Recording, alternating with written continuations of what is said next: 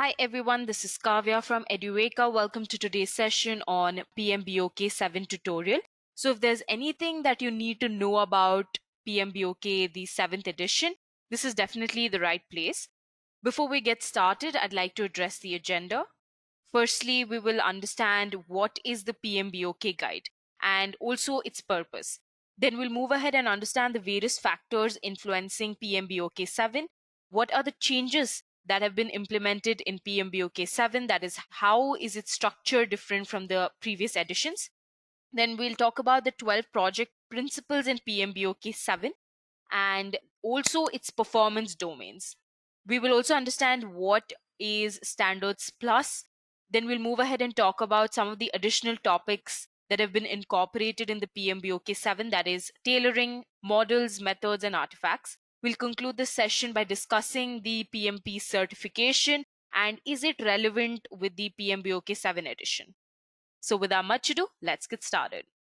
So firstly, we will have to understand what is the PMBOK guide, right? So the Project Management Institute offers a professional certification for project managers, and it is known as the Project Management Professional, that is PMP certification. PMI's professional certification examination development processes stand apart from other project management certification examination development practices. So the PMI, that is the Project Management Institute, has released PMBOK Guide version 7. And this all began way back in the summer of 1969 when the Project Management Institute, that is PMI, was founded by a group of people. And ever since, they've been releasing the PMBOK guides. Okay, currently there are 6 PMBOK guides, and the 7th one is releasing on August 1st, 2021. PMI's research found that in past 10 years, technology and software are driving innovation, and they are also creating new business models and new ways of working. There is a stronger focus on outcomes now than deliverables. The 7th edition of the guide builds on the standard and is structured not only around knowledge areas and ITTOs, but around project performance domains, which are a group of related activities that are very, very critical for the effective delivery of project outcomes. So it's not just solely focused on project delivery, but it is also focused on the project outcomes. So the PMBOK guide are relevant to the changing dynamics of the project management professionals. So now let's move on to the next part of the session and understand the purpose of PMBOK. So the PMI's Project Management Body of Knowledge or PMBOK guide has 2 parts. The first part is the standard for project management. PMI, that is the Project Management Institute, has affirmed that it will continue its affiliation with 2 standard bodies, that is ISO and American National Standards Institute, that is ANSI. As with previous PMBOK guides, PMBOK 7 will contain PMI standard for project management. The second part is a guide to the project management body of knowledge, a collation of what PMI considers to be the core body of knowledge it expects all professional project managers to know. Until now, it has been the basis for its principal examinations and qualifications, project management professional and certified associate in project management. In the future, it will be more of a framework for applying the standard with a wide range of knowledge that PMI will store in its new online repository, that is PMI Standards Plus. We will be talking about PMI Standard Plus later on in the session. So the fundamental purpose of the PMBOK guide is to recognize and explain generally accepted knowledge and systems that can be applied to the projects. The PMBOK guide is basically a subset of the project management body of knowledge that is generally recognized as a very good practice. Now let's move ahead and talk about the various factors influencing PMBOK. Now, primarily, as you might have guessed in the view of the new syllabus introduced in 2019, the agile and hybrid project management approach make their way to mainstream content of the guide along with the existing predictive delivery approach. But this is not the fundamental change influencing PMBOK. The 7th version moves away from a process-oriented approach to principles-oriented, or you could even say outcome-oriented approach, thus supporting any type of project delivery. You guessed it right, the word principles has a stamp of agile paradigm. You could also say the thinking from which PMBOK comes now has been shifted. It has become much, much broader. Also, another marked change is a shift in scope to address project delivery in addition to project management. This idea seems to be more action focused or practitioner friendly. Also, the focus is on project outcomes than just the project deliverables. One could say that PMBOK scope is not widened to not just include the project management approaches, but also focus is also widened to include the project outcomes. So it's not just about delivery, it is also about the outcomes. There are two fundamental aspects influencing changes in the PMBOK 7th guide. The first one is value delivery system. Let's talk more about this. Okay, the value delivery system is the holistic system through which projects really deliver business value. Business value is the tangible and intangible benefits received by customers, employees, and even the partners of the business. And you must be aware that projects are basically the main vehicle that delivers business value by achieving business objectives of the organization. The 7th edition of Standard for Project Management, on which PMBOK is based, shows how good strategy really leads to intended business value in the organization.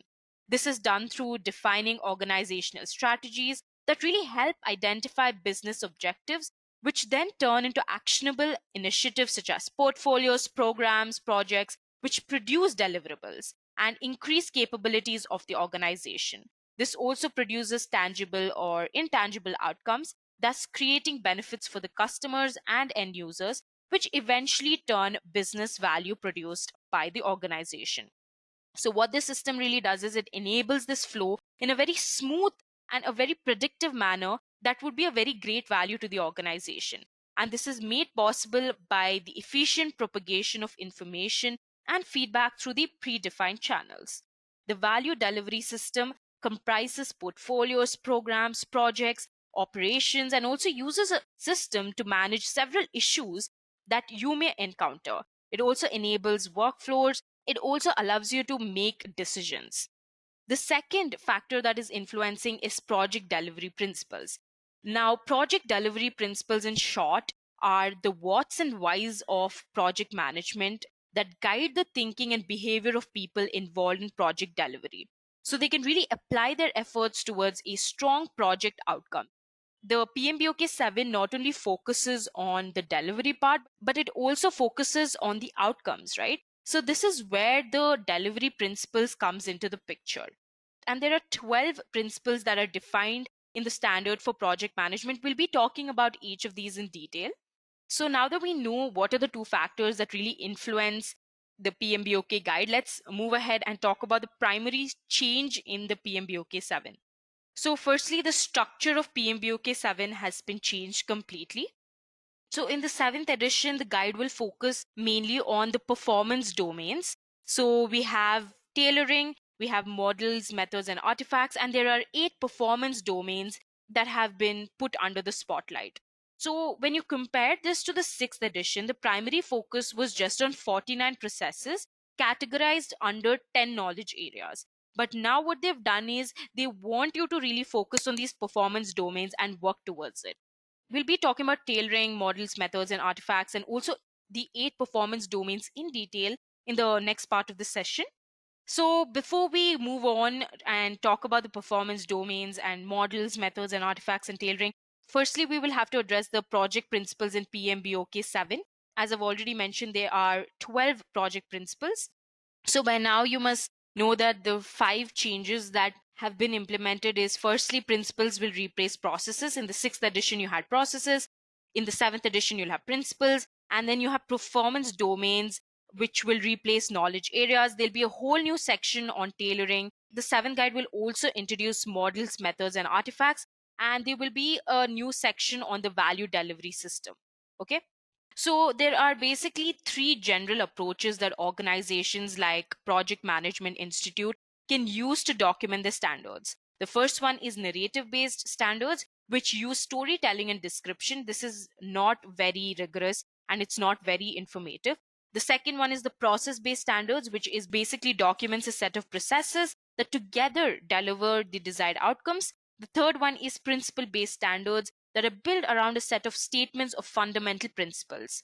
They aim to capture and summarize broadly agreed approaches to best practices within core areas.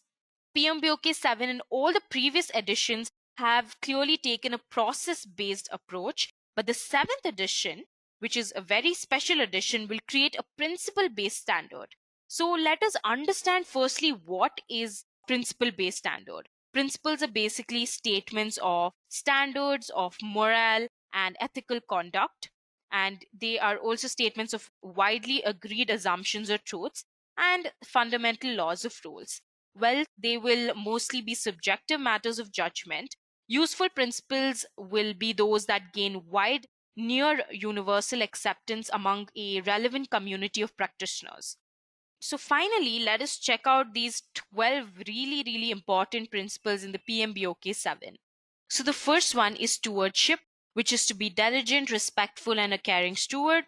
The second one is team, which means that you should build a culture of accountability and respect. The third one is stakeholders, which engage stakeholders to understand the interests and needs. The fourth one is value, which basically focuses on value. The fifth one is holistic thinking, which recognizes and responds to systems interactions. The sixth one is leadership, which means that motivate, influence, coach, and learn. The seventh one is tailoring, which means that tailor the delivery approach based on context. The eighth one is quality, build quality into processes and results. The ninth one is complexity, which means address complexity using knowledge, experience, and learning. The 10th one is opportunities and threats. That means that address opportunities and threats. The 11th one is adaptability and resilience. Be adaptable and resilient. And the 12th and the last principle is change management, which means that you will have to enable change to achieve the envisioned future state. So now that we have discussed the 12 project principles of PMBOK 7, let's move ahead and talk about the 8 project performance domains. So, firstly, we will have to understand what the project management performance domains really mean. They're just complementary groupings of related areas of activity or function that uniquely categorize and differentiate the activities found in one performance domain from the others within the full scope of program management work. You can just think of performance domains as the broad areas that we must focus on. They must necessarily overlap. This is because projects are extremely complex and we need to integrate each of these parts. But each represents a substantial element of our work that we will be focusing on. So the first project domain is team. The second one is stakeholders. And we have the third one, which is life cycle. The fourth one is planning. The fifth one is navigating uncertainty and ambiguity. The sixth one is delivery. The seventh one is performance. And the last one is project work. So now that we've also covered what are the 8 important performance domains in PMBOK 7, let us understand this new reference that has been incorporated with the PMBOK 7th, which is the Standards Plus. As a project management practitioner or someone with educational or research interest, Standards Plus is a way to quickly refer to project management institutes, standards, and guides. PMI states that Standards Plus was created specifically to help you apply the standard to your work. So what this digital platform that is Standards Plus really does is it connects PMBOK to content specifically created to help practitioners implement standards at work. Standards Plus has tons of content in the easy to consume formats such as articles, videos, audios, and downloadable templates. You can search for areas that you need help with at your job or when you're working and find the relevant content. The beauty of this is that you will be able to refer to a specific part of PMBOK for every content you find, and you will be able to put PMI standards to work. This way, you will have direct access to the best practices from the trenches and be sure of getting the best results at work. You can also understand how these standards apply to the specific industry you work in.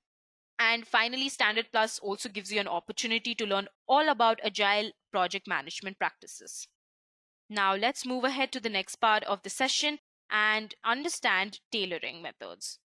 So tailoring methods is outlined in the PMBOK Guide 7th edition, has basically 4 steps. The first step is to select initial development approach. Here you will be able to choose a development approach best suited to the endeavor. The second step is tailor for organization. Here you will have to modify based on organizational requirements. The third step is to tailor for project, that is, you'll have to adjust based on size, criticality, and other factors. The fourth one is implement ongoing improvement. Here you will inspect and adapt continuously. Okay. Now that we've also addressed what is tailoring methods, let's move on and talk about models, methods, and artifacts.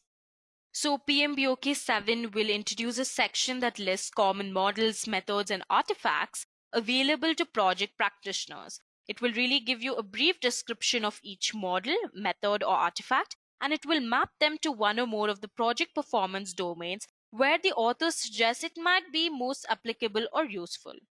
The first one is model. We'll understand each of these in detail. So a model really describes a thinking strategy to explain a process, framework, or a phenomena. Examples may include situational readership, Tuckman, and the process groups. The second one is methods. A method here means that you will have to achieve an outcome, result, or project deliverable. Examples include lessons learned, planning poker, risk matrix. The third one is an artifact, which is a template, document, output, or project deliverable. Examples include risk register, scope management plan, stakeholder engagement plan models, methods, and artifacts explainer. So this is something of an expansion of the ITTOs of earlier PMBOK guides, but it will take the idea far further, contextualizing them to project type, industry, sector, and development approach. As a result, this is a very welcome upgrade. ITTOs will remain available through the PMI Standards Plus website, and the models will also include the process groups from former PMBOK guides. Now let's move on to the last part of the session, PMP and PMBOK. PMBOK 6 will remain a key reference for the PMP exam, and when the PMI revises the PMP exam, probably in a few years, they will then use the PMBOK 7 as source of knowledge in developing the syllabus. The PMBOK guide will release on August 1st, 2021, and it is available on their official website, that is the PMI website, and also on websites like Amazon. PMP certification has a tremendous impact on the ability to perform one's job effectively, as well as increasing one's value in the market. If you are eligible to take the exam, prepare to take it in the current format. Edureka's PMP online course gives you an extensive knowledge of project management concepts highlighted in the PMBOK Guide 6th edition and is aligned with the latest PMP exam outline content. So what are you waiting for? Go ahead and register today. With this, we come to the end of today's session. If you have any queries, feel free to leave them in the comment section below and we will get back to you as soon as possible. Until next time, thank you.